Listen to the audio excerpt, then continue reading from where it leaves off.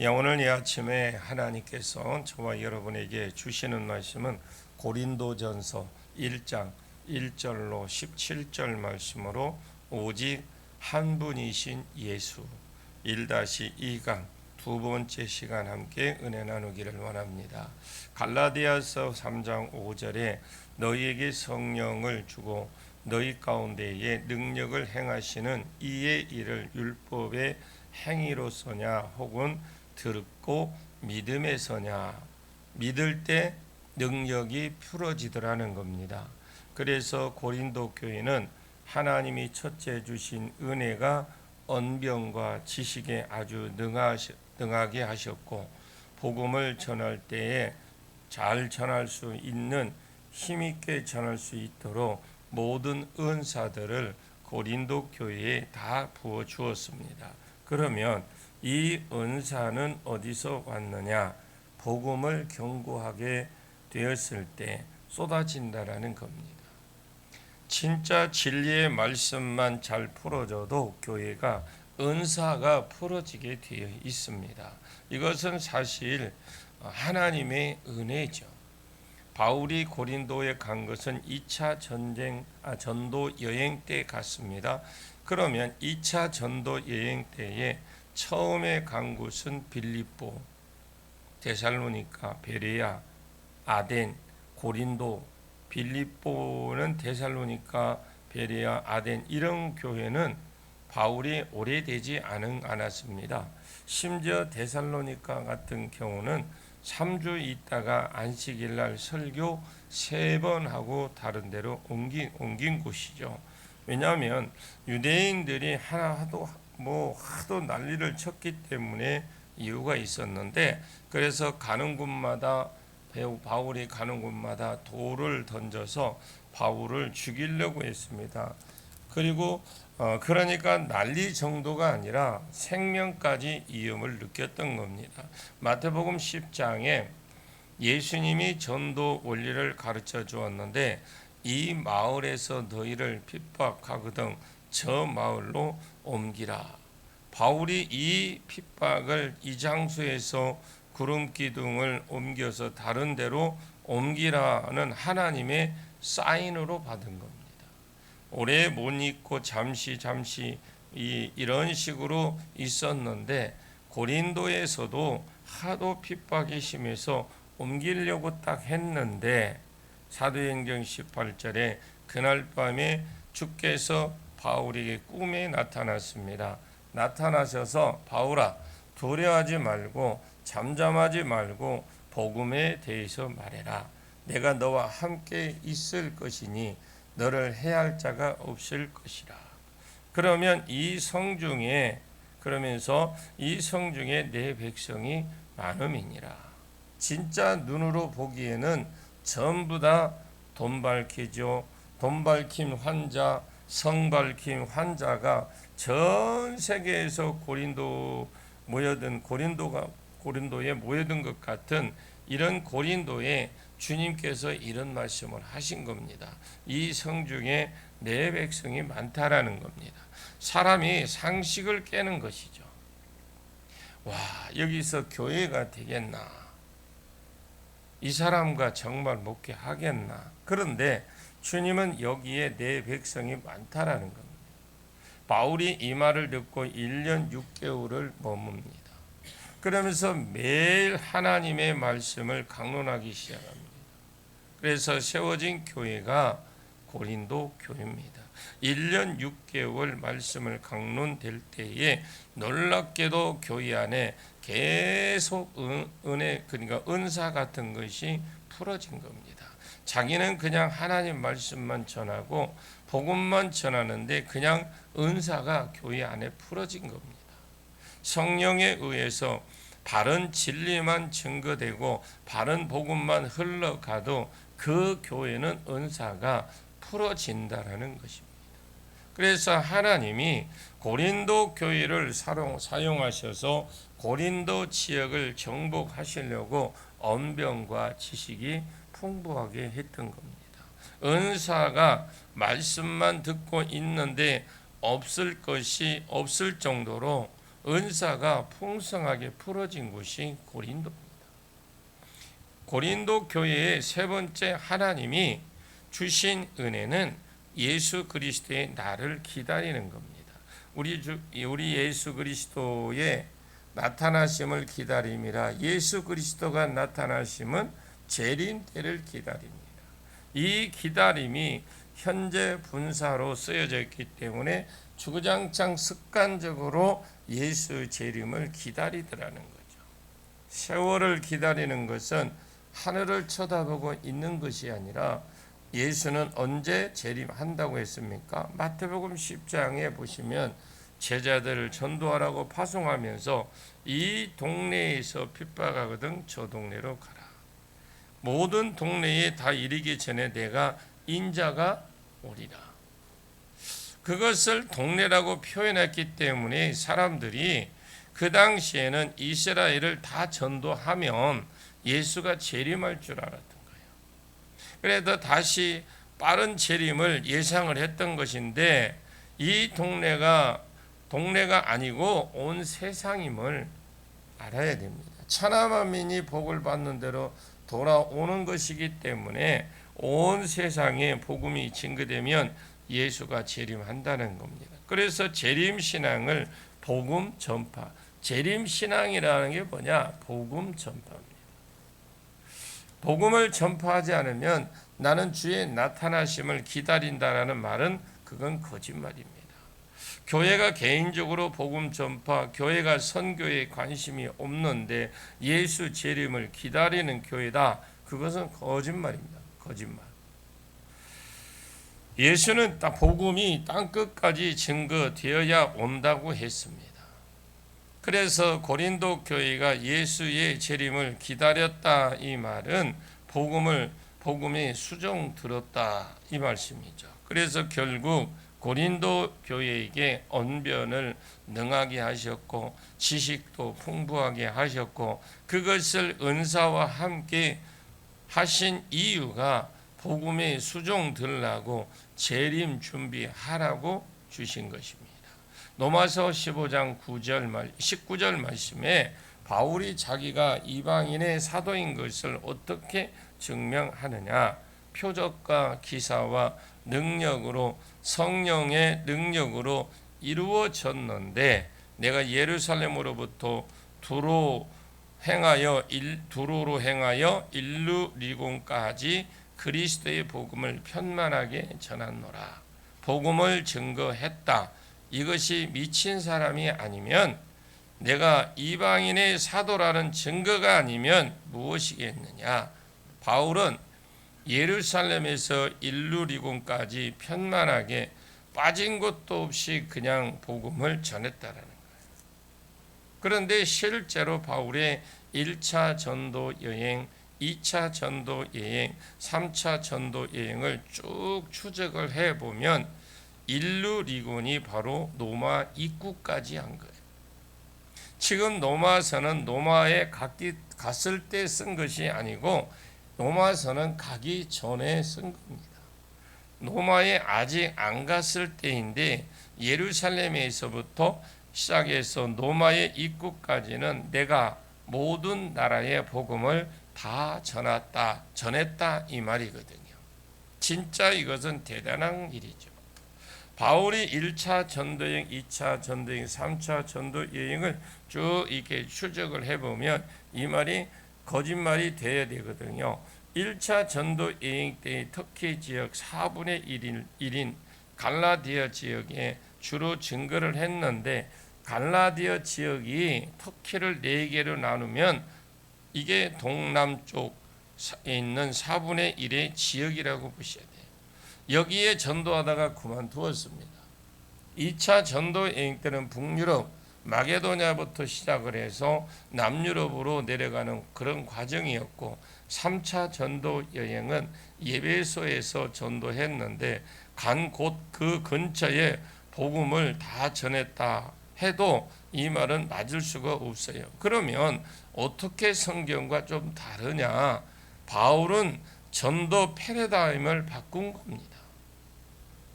전도의 어떤 틀을 깨버렸습니다.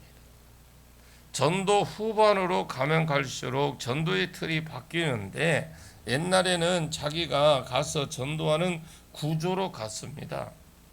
가다 보니까 전도가 빨리 안 이루어진다라는 걸 알고 그래서 복음을 더 빨리 더 쉽게 증거하기 위해서 그가 패러다임을 바꾼 건데 한 곳에 앉아서 말씀을 가르치기 시작을 했던 거예요.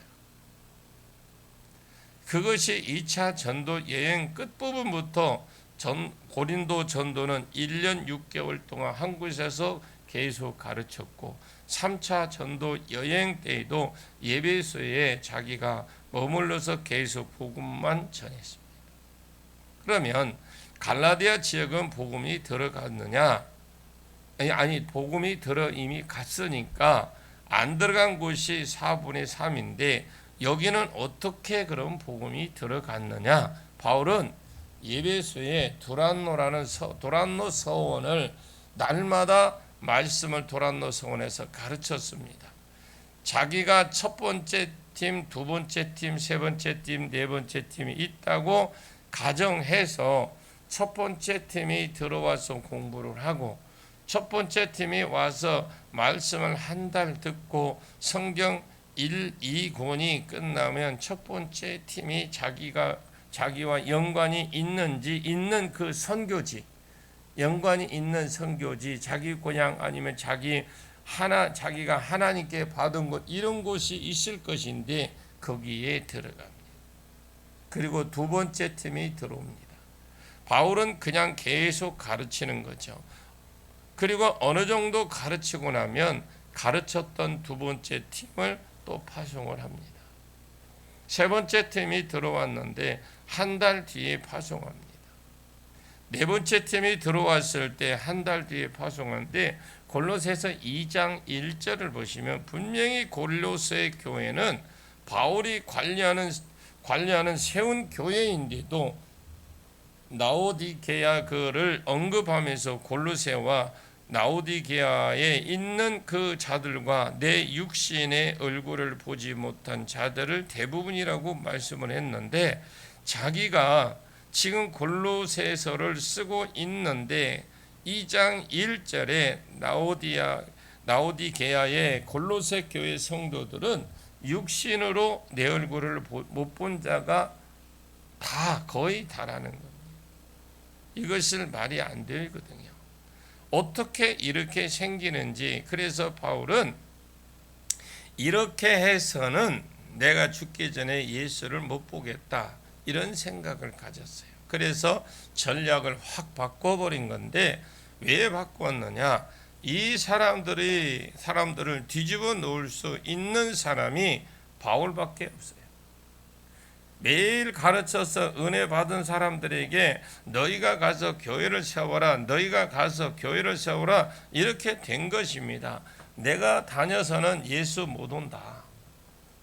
이 말은 뭐예요? 빨리 복음이 확산이 안 된다. 이렇게 된 것입니다.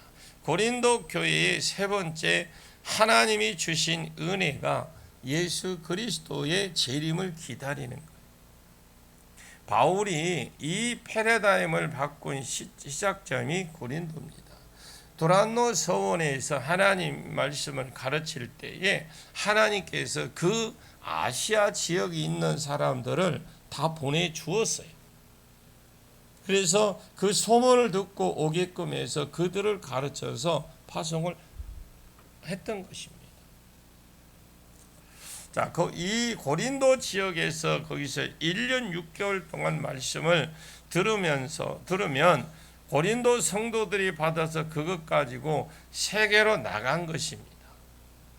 예루살렘으로부터 일루리군까지 편만하게 하나님의 복음을 전하였다라고 자신 있게 말하는 것입니다.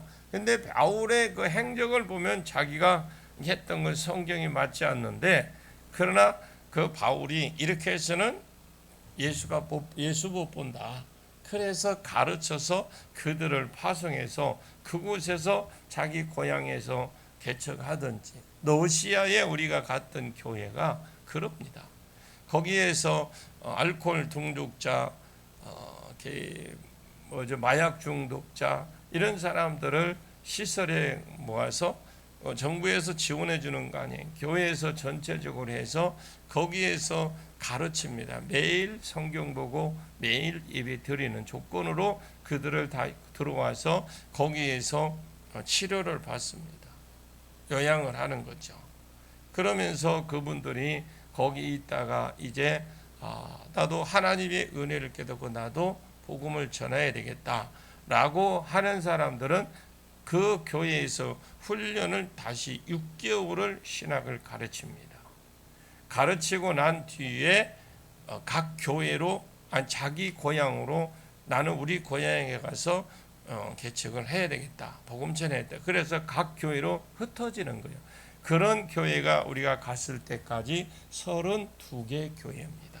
그리고 그 32개 교회 중에 자립한, 그러니까 이 교회에서 후원해 준 게 아니라 자기가 가서 자립할 수 있는 교회가 20개가 넘는 거죠. 이 교회, 이 복음은 그런 겁니다. 바울이 그런 부분을 썼다고 보시면 되고요. 예수 재림을 기다리는 것은 하늘만 쳐다보고 있는 것이 아닙니다. 예수의 재림을 기다리는 것은 복음을 증거하는 겁니다.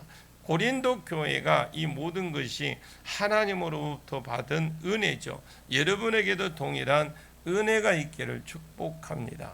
언변이 능하고 은사가 풍족해서 예수 재림을 기다리는 그 고린도 교회였습니다. 8절 보겠습니다. 8절입니다. 같이 읽습니다. 주께서 너희를 우리 주 예수 그리스도의 날이 책망할 것이 없는 자로 끝까지 견고하게 하시리라. 이 재림을 언급하면서 바울의 기대를 써놨죠. 그 기대가 주께서 너희를 우리 주 예수 그리스도의 날이니까 재림 때니까 재림만 기다리지 말고 전도만 하지 말고 내가 재림 주 심판 주 앞에 섰을 때 책망할 것이 없는 자로 서기를 원한다. 이 말의 전제가 고린도 교회는 예수 보기를 열심히 있었어요.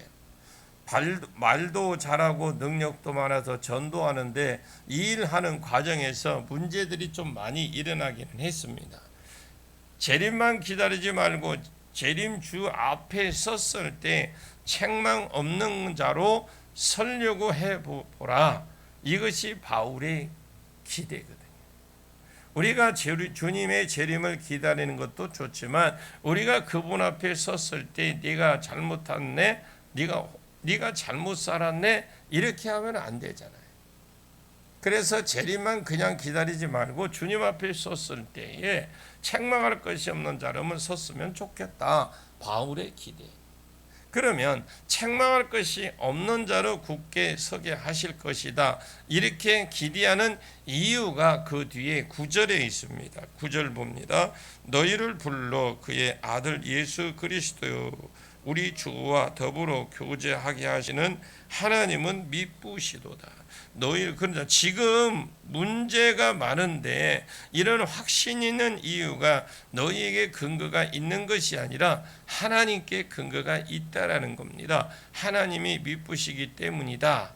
이 미쁘시다라는 말은 하나님은 신실하시다라는 겁니다. 예정하신 자들을 또한 부르시고 부르신 자들을 의롭게 하시고 의롭게 하신 자를 성화를 걸쳐서 영화롭게 하실 것이다 라고 했습니다.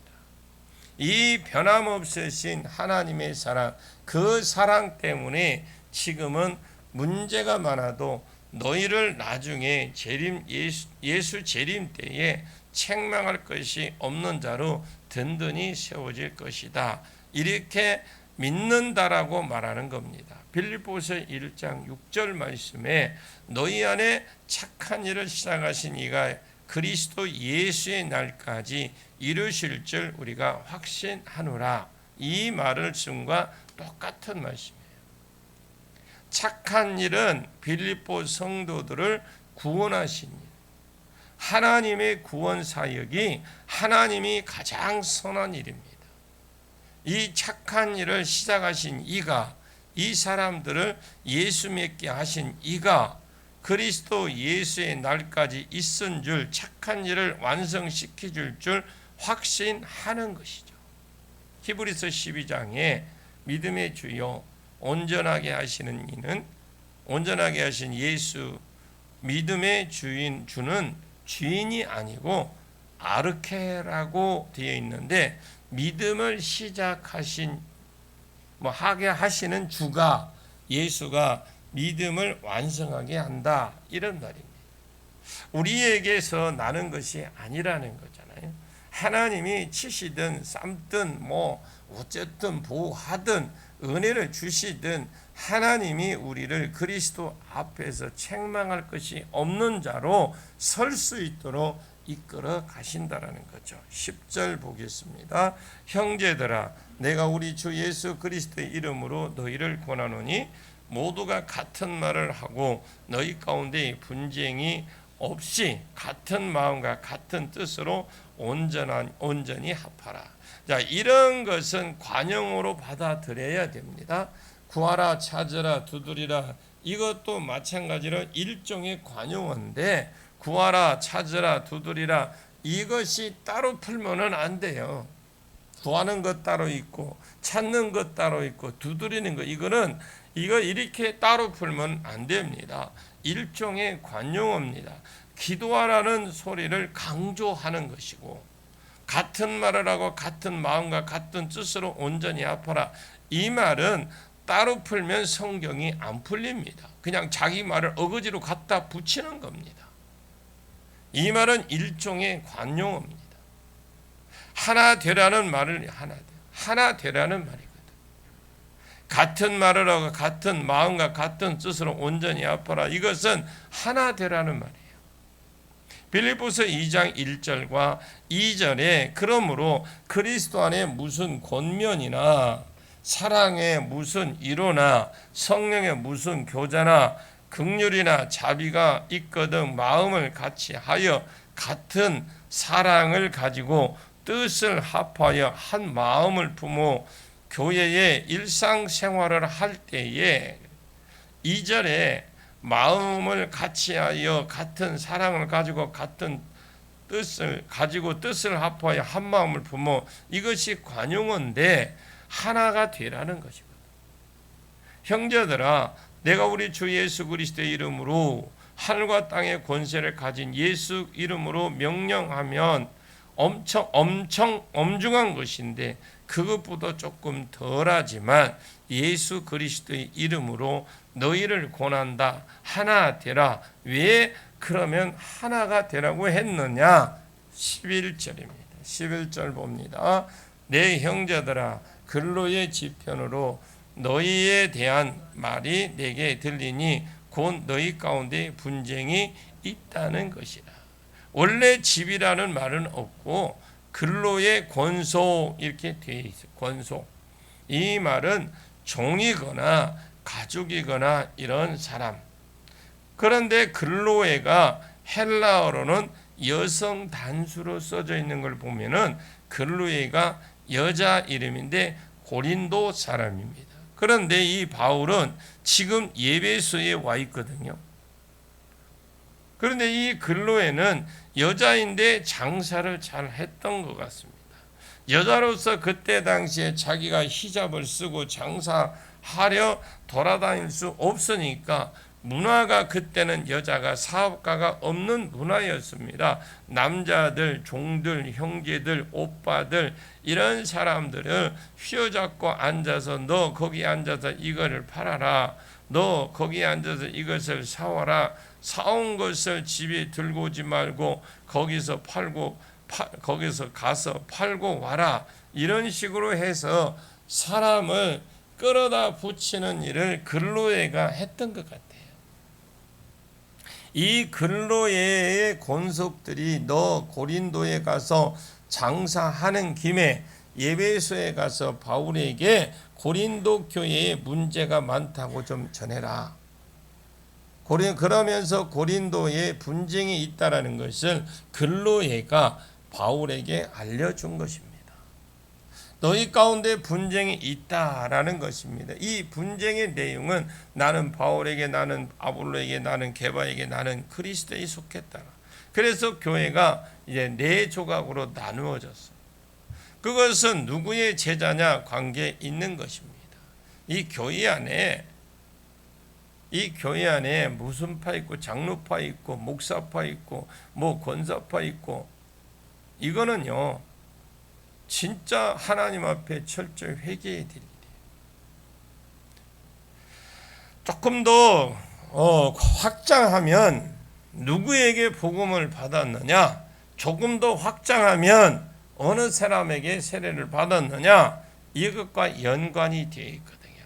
이것이 지상명령과 연관이 되어 있습니다. 여러분, 지상명령이 뭐예요? 그러므로 너희는 가서 모든 민족을 제자로 삼아라, 이것이거든요. 지상명령이 이겁니다. 궁극적으로 예수 제자만 내 제자를 삼으라는 겁니다. 내 제자를 삼는 방법에 앉아있지 말고 가라. 그리고 복음을 전해서 믿겠다고 하면 네가 세례를 주어라. 목회자가 세례를 주는 것이 아니라 네가 전도했으면 네가 가르치고 네가 세례를 주라는 거예요. 너희 안에 이것이 다 들어있다라는 말입니다. 모든 족속으로 제자를 삼아라. 그러면 어떻게 제자를 삼느냐? 앉아있지 말고 가라. 믿겠다고 하거든 너희가 세례를 베풀어 주어라. 왜? 너희 안에 이것이 다 들어있기 때문입니다. 그리고 가르쳐서 살도록 해 도와라. 그리고 내 제자를 만들어라는 겁니다. 그래서 자기 제자를 만들려고 하니까 세례를 주고 가르쳐 지키게 해야 되는데, 이것을 따라서 고린도 교회가 나누어진 거다, 이렇게 보시면 돼요. 누구에게 복음을 받고 누구에게 세례를 받았느냐에 따라서 나는 바울에게, 나는 아무래도 바울에게 개척한 교회니까 바울파가 많겠죠. 나는 바울에게라, 나는 아볼로에게 2대 목사인데 사도행전 18장 24절에 살펴본 것처럼 학식에 능하고 이분은 언변이 능했습니다.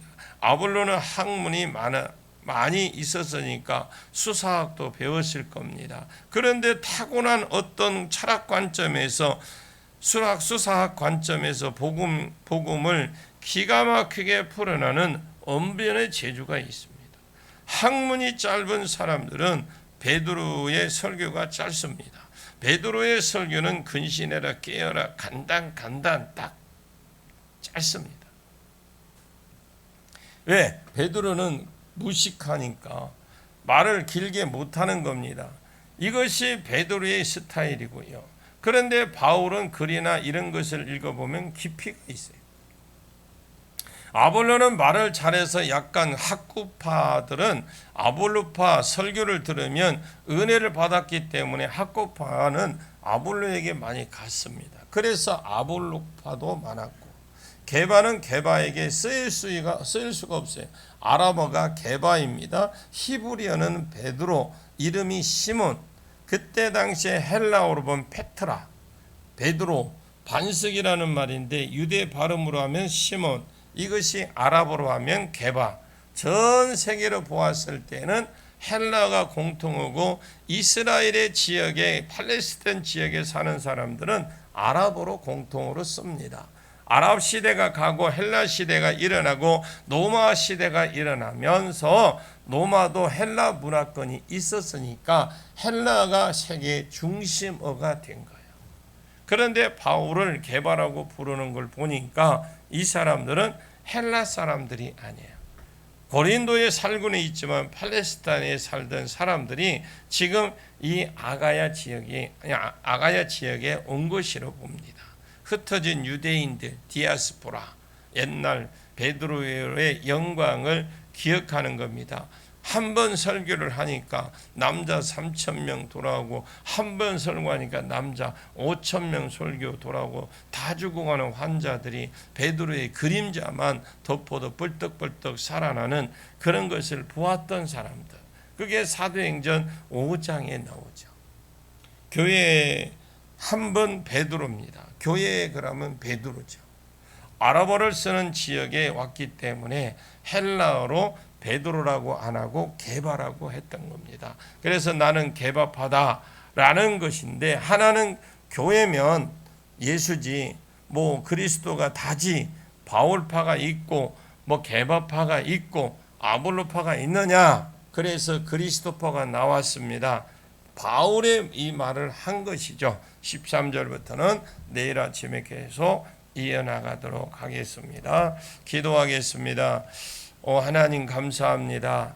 이 교회에 어떤 파가 라인이 없는 그런 교회가 되게 해 주옵소서. 나는 목사파다, 나는 어떤 장로파다, 나는 권사파다, 이런 교회가 아니라 모두가 예수님을 높이는 예수의 이름 아래 모두가 자기를 낮추고 그래서 하나 되는 교회가 되게 해 주옵소서. 성령으로 하나가 되는 교회가 되게 해 주시옵소서. 예수님의 이름으로 간절히 기도하옵나이다. 아멘.